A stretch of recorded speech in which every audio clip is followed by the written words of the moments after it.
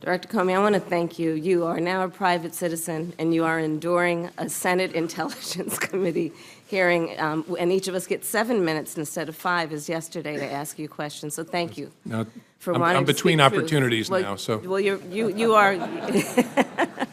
I'm sure you'll have future opportunities. You know, you and I are both former prosecutors. I'm not going to require you to answer. I just want to make a statement that in my experience of prosecuting cases, when a robber held a gun to somebody's head and said, "I hope you will give me your wallet," the word hope was not the most operative word at that moment. But you don't have to respond to that point. I have a series of questions to ask you, and they're going to start with, are you aware of any meetings between the Trump administration officials and Russian officials during the campaign that have not been acknowledged by those officials in the White House? That's not even if I remember clearly, that's not a question I can answer in an open setting. Are you aware of any efforts by Trump campaign officials or associates of the campaign to hide their communications with Russian officials through encrypted communications or other means? I have to give you the same answer, Senator. Sure. In the course of the FBI's investigation, did you ever come across anything that suggested that communications records, documents, or other evidence had been destroyed? I think I got to give you the same answer because it would touch on investigative matters. And are you aware of any efforts or potential efforts to conceal communications between campaign officials and Russian officials? I think I have to give you the same answer, Senator. Thank you. As a former Attorney General, I have a series of questions about your connection with the Attorney General during the course of your tenure as Director. What is your understanding of the parameters of General Sessions' recusal from the Russia investigation? I think it's described in a written release or statement from DOJ, which I don't remember sitting here, but the gist was he would be recused from all matters relating to Russia and the campaign or activities of Russia and the 2016 election, I think, something like that. So is your knowledge of the extent of his recusal based on the public statements he's made? Or Correct. Okay. So was there any kind of memorandum issued from the Attorney General or the Department of Justice to the FBI outlining the parameters of his recusal? Not that I'm aware of. And do you know if he reviewed any FBI or DOJ documents pertaining to the investigation before he was recused? I don't know. And after he was recused? I'm assuming it's the same answer. Same answer.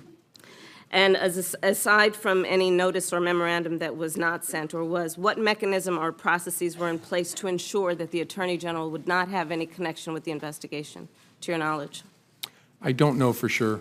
I know that he had consulted with career ethics officials that know how to run a recusal at DOJ, but I don't know what mechanism they set up. And the Attorney General recused himself from the investigation, but do you believe it was appropriate for him to be involved in the firing of the chief investigator of that case, of that Russia interference? That's something I can't answer sitting here. It's a reasonable question, but that would depend on a lot of things I don't know, like what did he know, what was he told, did he realize that the president was doing it because of the Russia investigation, things like that. I just don't know the answer. You've mentioned in your written testimony in here that the president essentially asked you for a loyalty pledge. Are you aware of him making the same request of any other members of the cabinet? I am not. Do you know one way or another what he... I don't know one way or another. I've never heard anything about it. And you mentioned that you had the conversation where he hoped that you would let the Flynn matter go on February 14th or thereabouts. It's my understanding that Mr. Sessions was recused from any involvement in the investigation about a full 2 weeks later. To your knowledge, was the Attorney General, did he have access to information about the investigation in those interim 2 weeks? In theory, sure, because he's the Attorney General, I don't know whether he had any contact with any materials related to that. To your knowledge, was there any directive that he should not have any contact with any information about the Russian investigation between the February 14th date and the day he was ultimately recused or recused himself on March 2nd? Not to my knowledge. I don't know one way or another. And did you speak to the Attorney General about the Russia investigation before his recusal? I don't think so, no. Do you know if anyone in the department, in the FBI, forwarded any documents or information or memos of any sort to the attention of the Attorney General before his recusal? I don't don't know of any or remember any sitting here. It's possible, but I don't remember any. Do you know if the Attorney General was involved, in fact involved, in any aspect of the Russia investigation after his recusal on the 2nd of March? I don't. I would assume not, but I don't, well, let me say it this way. I don't know of any information that would lead me to believe he did something to touch the Russia investigation after the recusal. In your written testimony, you indicate that after you were left alone with the President, you mentioned that it was inappropriate and should never happen again to the Attorney General. And apparently, he did not reply, and you write that he did not reply. What did he do, if anything? Did he just look at you? Was there a pause for a moment? What happened?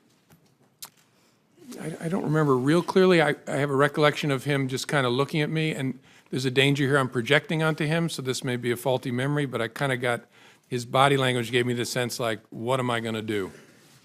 Did he shrug?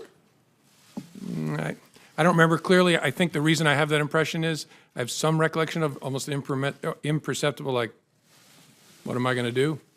But I don't have a clear recollection of that. He didn't say anything.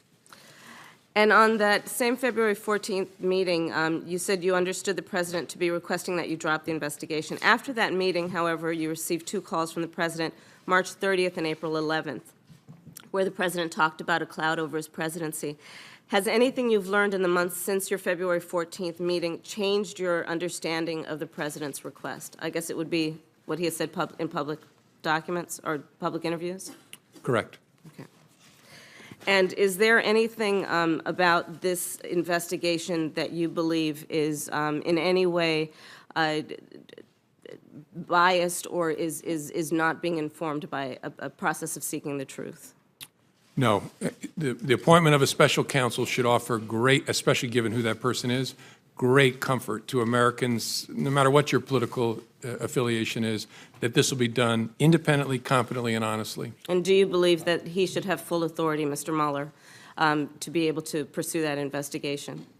Yes, and knowing him well over the years, if there's something that he thinks he needs, he will speak up about it. Do you believe he should have full independence? Oh, yeah. And he wouldn't be part of it if he wasn't going to get full independence. Thank you.